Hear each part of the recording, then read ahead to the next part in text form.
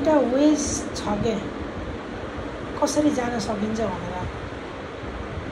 Either तिमी कम्प्युटरबाट जाऊ, सिमुलेसनबाट, कम्प्युटरको आफ्नै टेक्निकहरूबाट जाऊ, वा रियल फिजिक्सलाई फलो गरेर फिजिक्सबाट जाऊ। फिजिक्सको मोडल,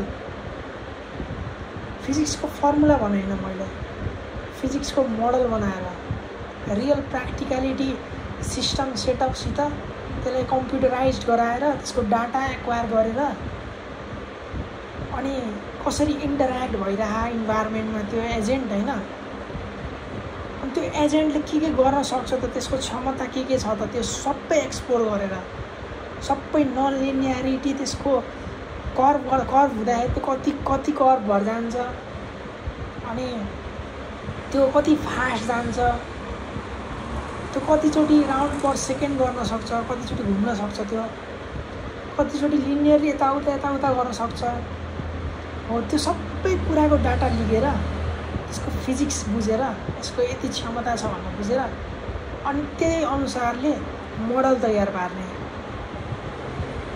कि त्यो छोडेर त्यो सबै त्यो प्र्याक्टिकलिटी मोडल छोडेर चाहिँ गर्न सक्छ के अरे यसले यति त कम्प्युटरबाट एउटा सेटअप प्रोग्राम गरायौँ अनि त्यही अनुसारले कम्प्युटरकै अनुसारले त्यो चल्न त चल्छ, नचल्ने होइन, तर त्यसको फुलेस्ट पोटेन्सियल के हुन्छ नि, इन्स्टिङ्क्टले ड्राइभ गरेको एउटा बाइकर जुन स्टन्ट हान्छ नि त्यसले खतरा गरिदिन्छ क्या।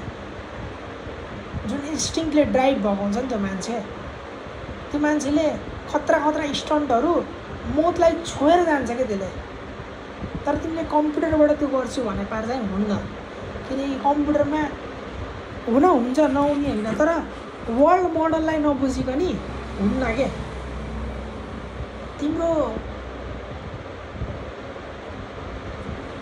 लिमिटेसनहरूलाई बुझ्नुपर्छ क्या, के पट्टि कत्रो लिमिटेसन छ भन्ने कुरा, अनि त्यसको लिमिटेसनसँगै ड्राइभ भयो भने चाहिँ त्यसले खतरा गर्छ क्या।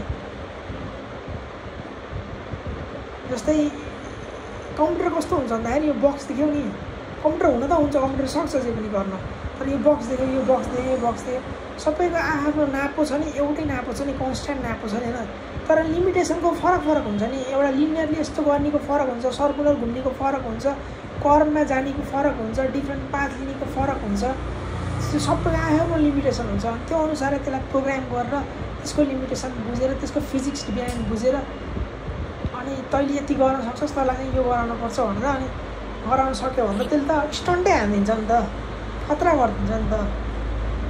तर कम्प्युटरको कस्तो हुन्छ, लिमिटेसन सेट गर्न गाह्रो हुन्छ, हरेक फिजिक्सलाई गाह्रो हुन्छ सेट गर्न, त्यही भएर त्यो प्रिडिफाइन्ड पाथमा चाहिँ जान्छ। तर कम्प्युटरको मैले भने दुईवटा तरिका हुन्छ क्या, एउटा फिजिक्सलाई बुझेर गर्ने, एउटा कम्प्युटरले फिजिक्सलाई दिने, यसले चाहिँ यति गर्न सक्छ के अरे भनेर अनि यति गर्न दिने अनि हुन्छ। त्यही भएर म चाहिँ फिजिक्सलाई बुझेर जान्नेतिर जान थालेको क्या। रियल फिजिक्स मोडल जुन प्र्याक्टिकलिटीमा जसरी फिजिक्स भइरह्यो नि त्यो फिजिक्सलाई बुझेर त्यहाँ स्टन्ट गर्ने भनेको मैले।